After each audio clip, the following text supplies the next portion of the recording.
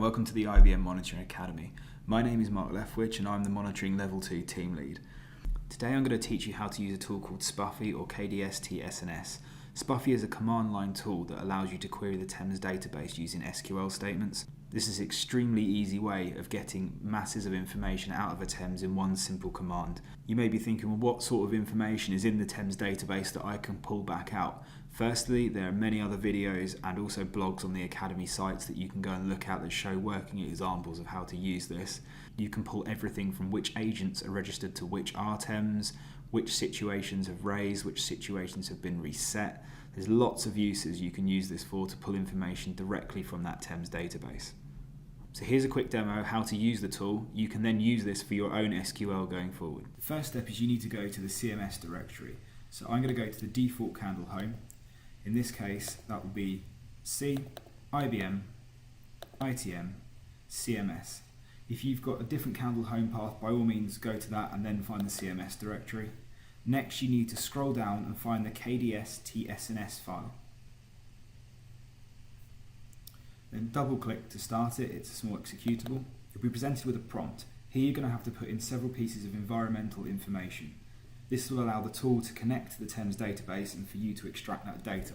The first line is where you have to provide what protocol your TEMS is using. So my TEMS here is using non-secured communication, so it's using IP pipe. If you're using secure communication for your TEMS, you'd use S-pipe. Simply type IP pipe and hit return. The next prompts are asking you for the host name of where the TEMS is installed. The TEMS is installed locally here, so I'm going to do best, which is the host name of this box. And lastly, it's asking you for the port that the TEMS is listening on. Again, because mine is using non-secure communication, it's using 1918 by default. Hit enter once more. Now you're presented with a line where it's asking you to enter an SQL member name. An SQL member name is simply, in this case, a file that contains some form of SQL statement. So now we've got the tool ready to run, I'm going to show you how you can build those SQL files to input to the tool. If we just minimize the window for now, and keep it out the way. Next, you need to open any form of text editor. In this case, I'm going to use Notepad++.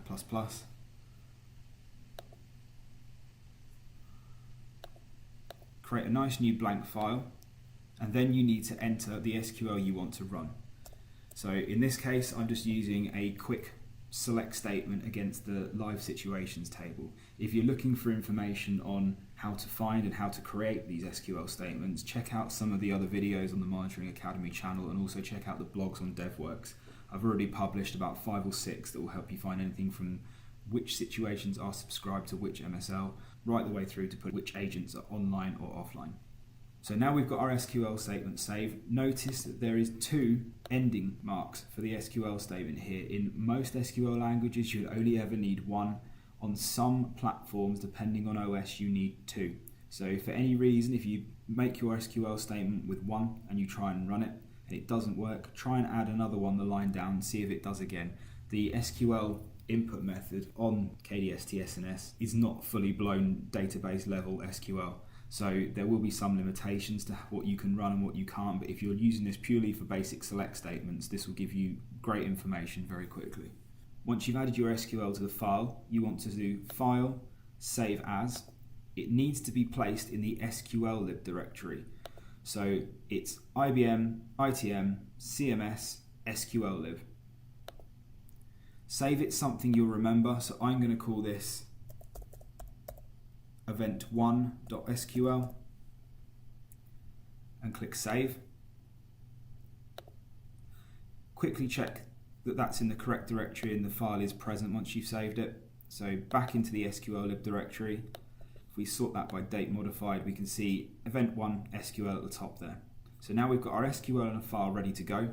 All we need to do is run the SQL. So if we shut both those windows down again, back into the kdstsns tool we set up earlier and simply type the file name that you created. So event.sql. If you hit enter, you can see then you've got returning data.